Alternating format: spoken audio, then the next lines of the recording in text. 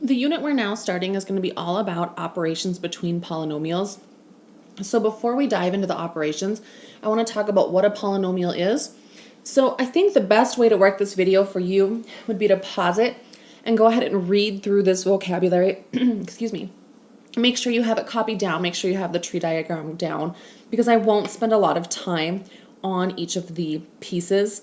Instead, I'll spend the majority of the time of this video going through the next page, which is my examples. But basically what we want to look at is a polynomial is going to be one or more terms connected through addition or subtraction.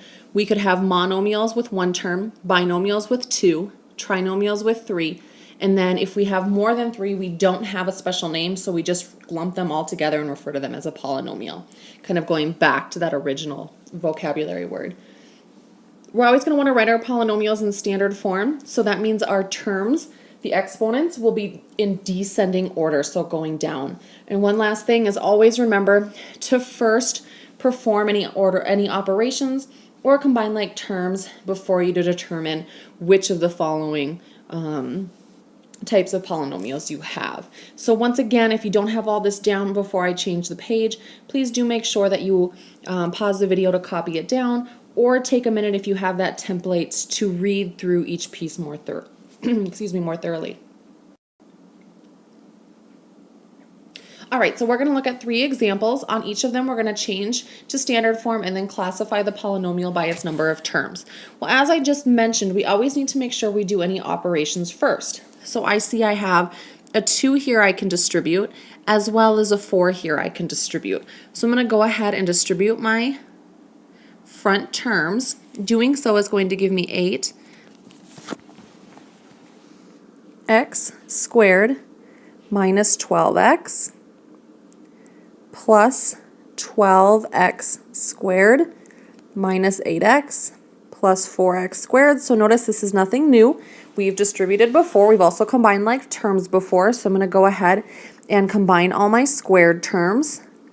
So let's see, 8 and 12 is going to give me 20x squared, plus 4 more is going to give me 24x squared.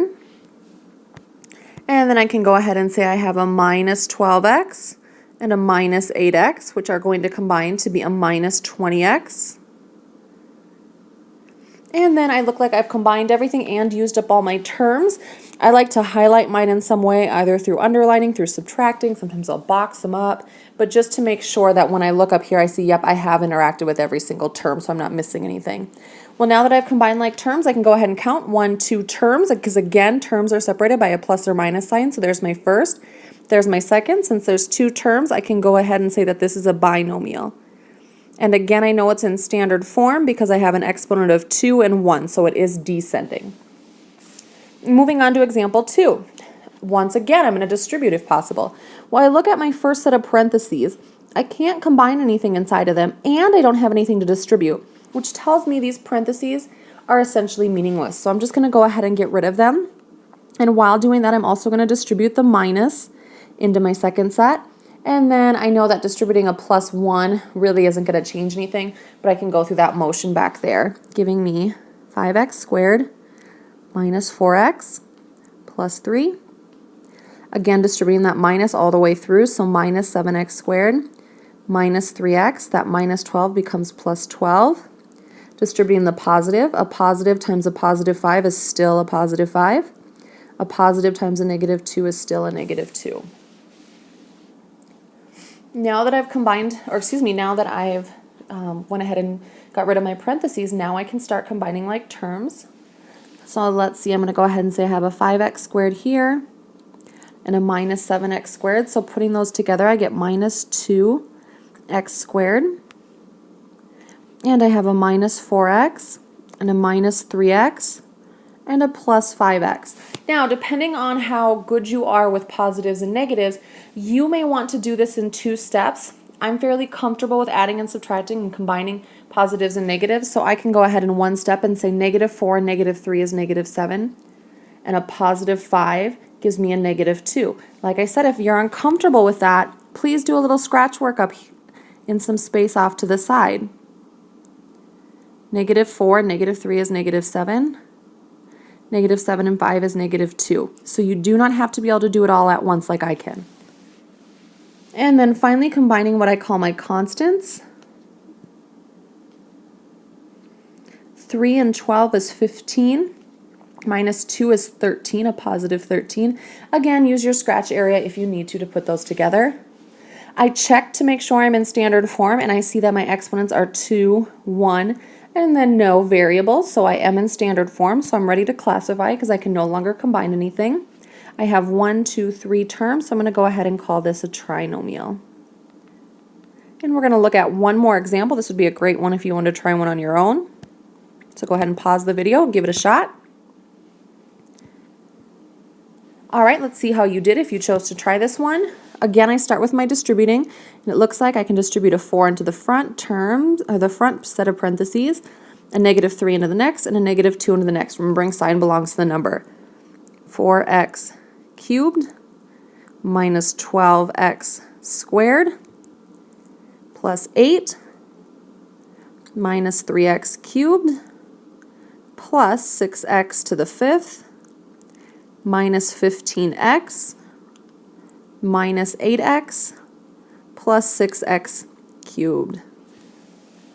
Once I've distributed everything, again paying attention to those signs, I'm going to go ahead and say I have an x cubed, a negative 3x cubed, and a positive 6. So again, use your scratch work if you want to, otherwise 4 subtract 3 is 1, plus 6 is 7x cubed. And then I'm going to go ahead and say I have a negative 12x squared. And it looks like that's my only x squared term, so it's going to go ahead and drop down. I don't have anything to combine it with. And then I have a positive 8, and again, it looks like the only term I have that doesn't have a non-variable, so I'll go ahead and drop it down. And then I have a 6x to the 5th without any other x to the 5ths. And then finally, it looks like these are both going to be like terms here. They both have just an x involved, so negative 15 and negative 8. That's going to give me a negative 23x. I check this time I am not in standard form. My exponents are going 3, 2, none, 5, 1. So I'm going to rearrange, and the sign's going to belong to the number it's in front of. So this is going to remain a positive 6x to the 5th when it comes to the front. Then I'm going to keep that a positive, and I'm going to show it's positive by putting a plus 7x cubed, because again my terms need to be separated by positives or negatives or add or subtract signs. I'll drop down my negative 12x squared. I've already taken care of that one, so I'll underline that too.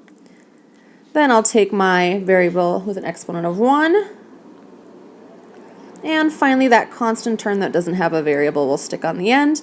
I count my number of terms, 1, 2, 3, 4, 5. I do not have a special name for anything over 3, so I'm just going to go ahead and say this is a polynomial. And if I wanted to, I could say with 5 terms, but again, there's no special name for it. So just a quick recap, review that vocabulary so you know the difference between how to name them. Make sure you're distributing and combining like terms, and then go ahead and make sure you're in standard form and count your terms. Hopefully this makes sense. If not, please make sure you are bringing in your questions with you to class so we can go over those together.